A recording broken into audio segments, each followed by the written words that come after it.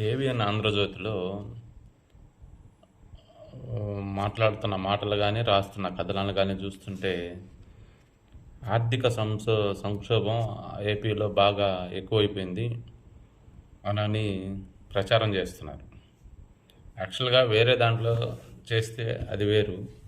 ఏబిఎన్‌లోనే చేస్తున్నారంటే ఇది ప్రజల్ని చిన్నంగా ముందు ముందు ఆర్థిక సంక్షోభం రాబోతుంది, ఎక్కువగా ఇబ్బంది పడిపోతున్నాం, దానికి ముందుగా ప్రజల్ని మైండ్ సెట్ చేస్తున్నారా అనిపిస్తూ ఉంది.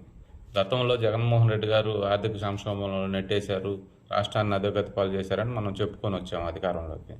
వచ్చిన తర్వాత మనం దాన్ని గాడిలో పెట్టాలి కదా. వచ్చేటప్పుడు ఆర్థిక సంక్షోభం ఉందని తెలిసి కూడా ఉచిత పథకాలు విపరీతంగా చెప్పుకొని వచ్చేసాము. అవి అమలు చేయకపోతే ప్రజలు ఊరుకోరు, ప్రతిపక్షాలు ఊరుకోవు.